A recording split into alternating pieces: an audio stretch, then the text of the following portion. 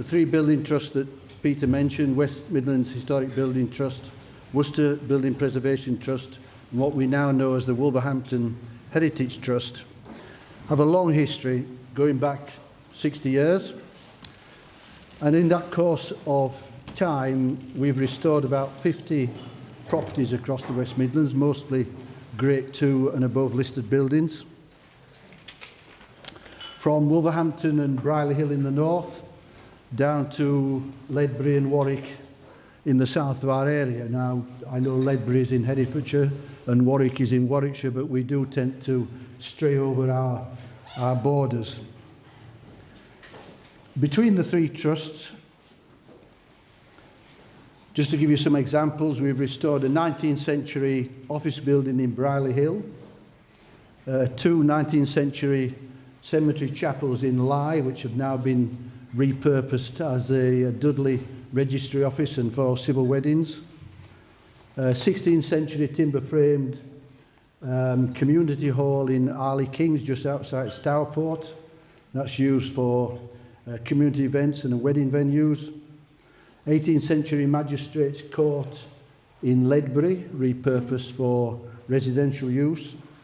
And a current project, which is to the right, is a 15th century remains of a leper hospital in Warwick. Below ground, a scheduled ancient monument, and above ground, two striking historic buildings, as well as numerous residential and some commercial buildings between Wolverhampton and Droitwich.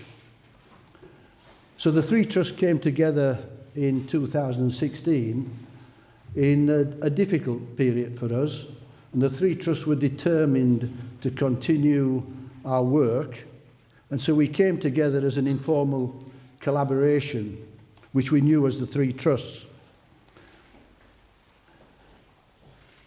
Our chair at the time was Sue Whitehouse, who's here today, and 5 years ago she launched a strategic review as to how we should restructure, draw up a business plan, and create a more self-sustainable model. And tonight is the end of that particular journey, which has been a long and difficult journey. So we've increased our capacity from probably being able to do one project at a time to currently doing 4. And you will see around on the banners Willow Court Farmhouse. That's in the final delivery stage. Our partner is Wychavon District Council. Contractor is on site, started in April of last year, and we hope it will finish, David, 2 Davids, maybe 9-12 months' time. St Michael's Place in Warwick. I've got 2 existing buildings, Master's House and a chapel. We've just made our stage 2 grant application to the National Lottery Heritage Fund, and we're hopeful of a positive reply on that at the end of June. I'm looking for David, the other David, possibly. And if so, then we have a contractor waiting in the wings to start on site in September. And there our partner is Warwick District Council. 2 projects that are at options appraisal, St James the Great Church in Dudley and Pipe Hall at the back of the displays. Our partners on both those projects is the West Midlands Combined Authority. And they're in the early days. Pipe Hall has completed its viability appraisal, and that report is being looked at by the Combined Authority and the Trust, and the church is going through that stage. The journey to set up West Midlands Heritage Trust has not been easy.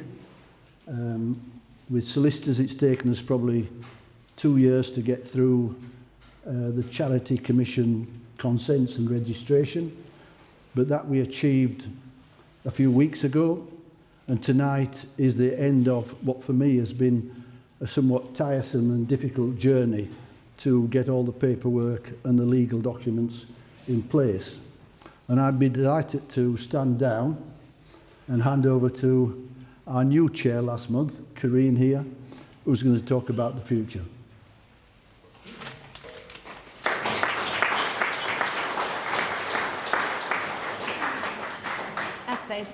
So my name is Corinne Brazier, and I'm thoroughly privileged to be the new chair of West Midlands Heritage Trust.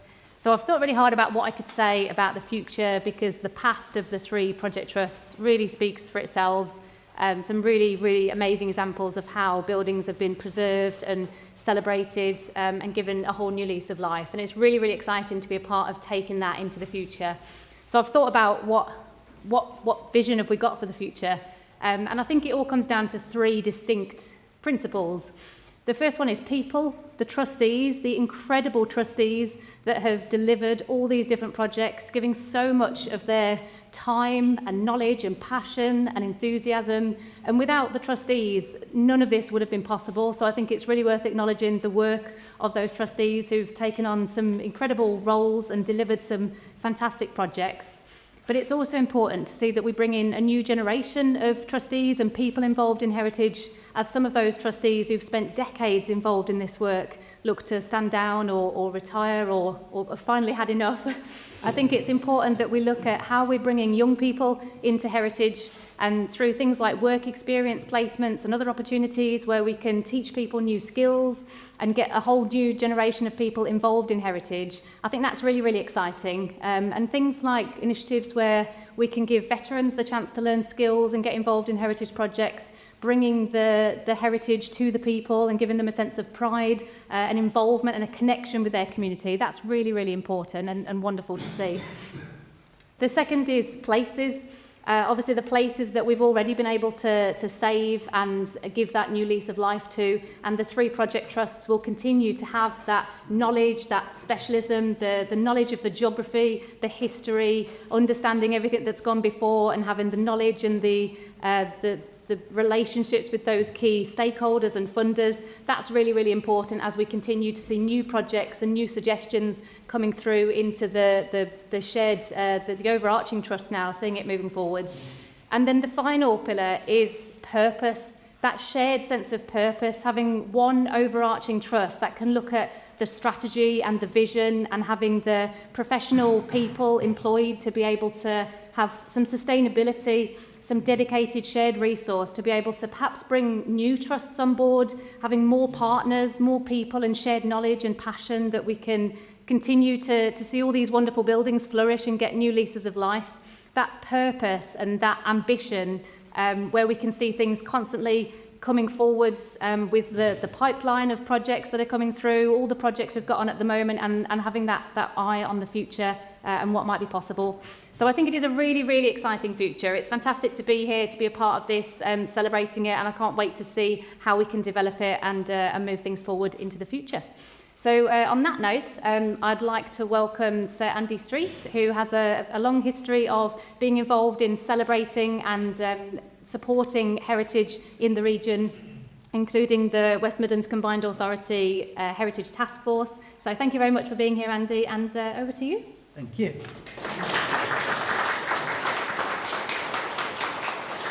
So, good evening, ladies and gentlemen. It's genuinely an honour to be here. And first of all, I should just say on behalf of everyone, Ed, thank you for your work in getting us to this stage.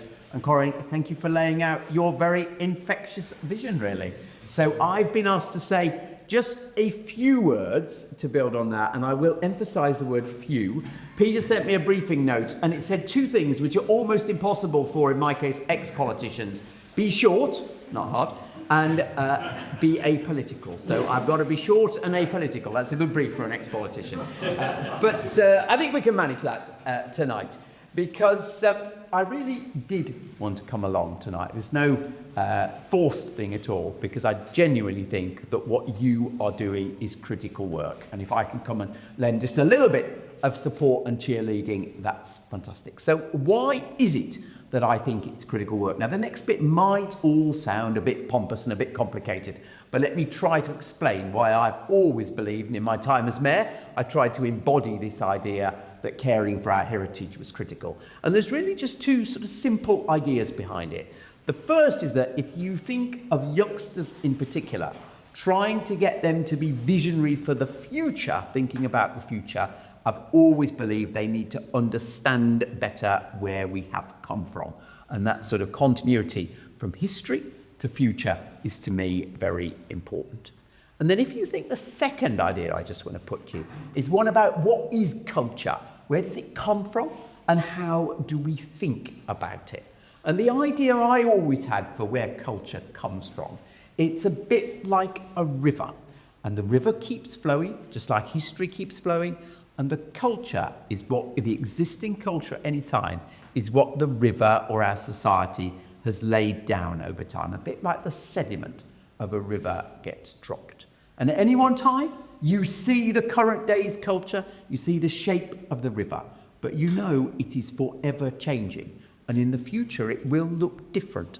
And of course, the lovely thing that any generation has is an opportunity just to change how it is in the future from their actions today. But you are always building on what our forefathers have left for us today.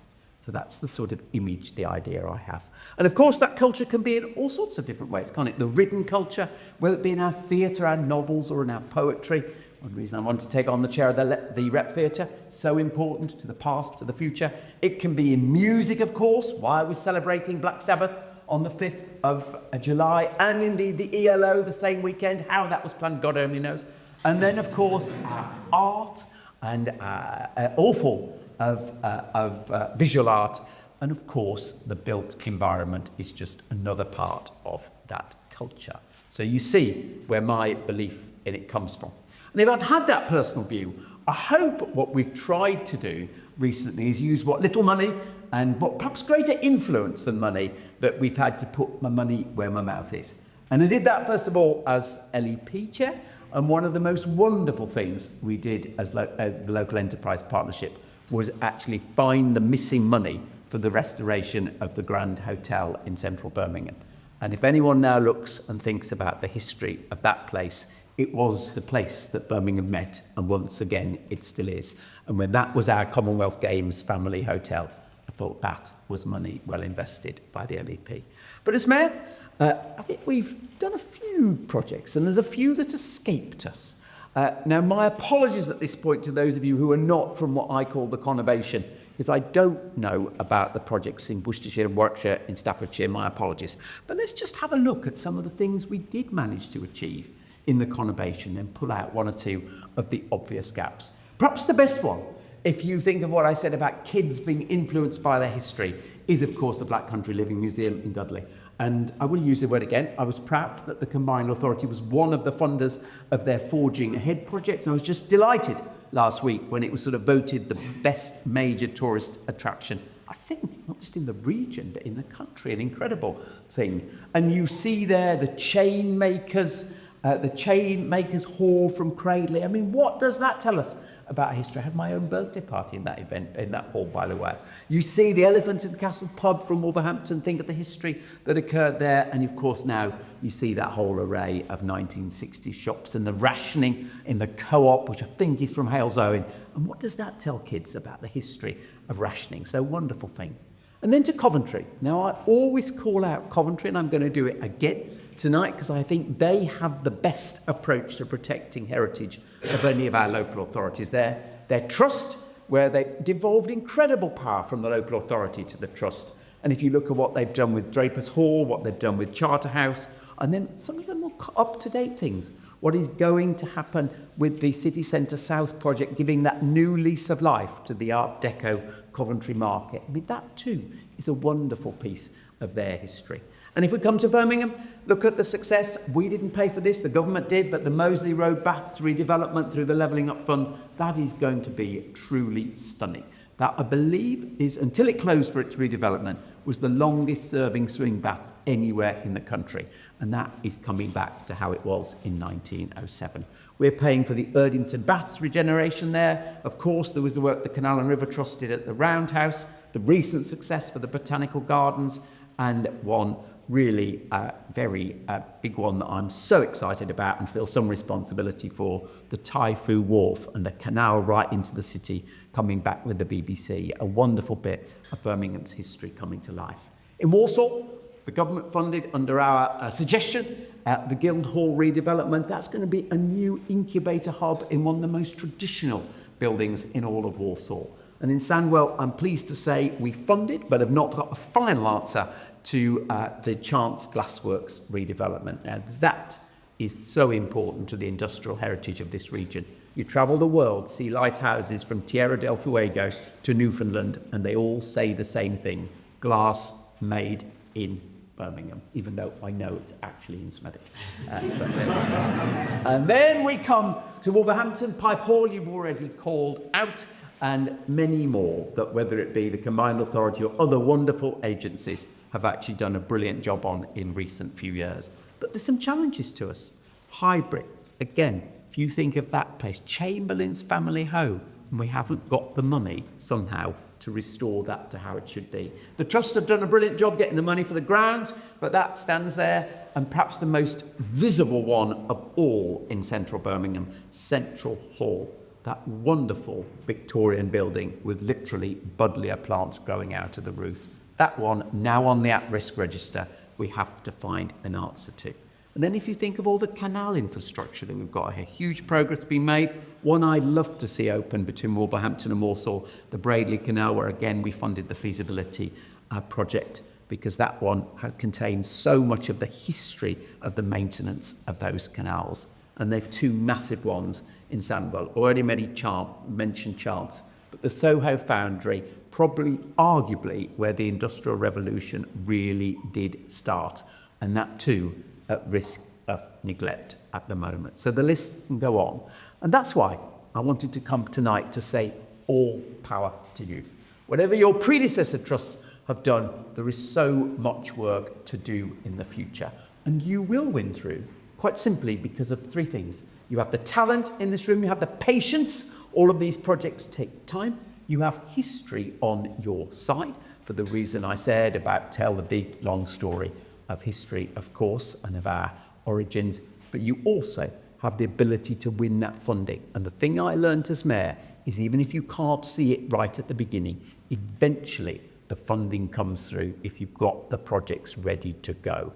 And you will prepare the ground, the funding will come, and I know in years to come, people will look back and say, thank you to the West Midlands Heritage Trust for what you have done. So thank you all and good luck to you.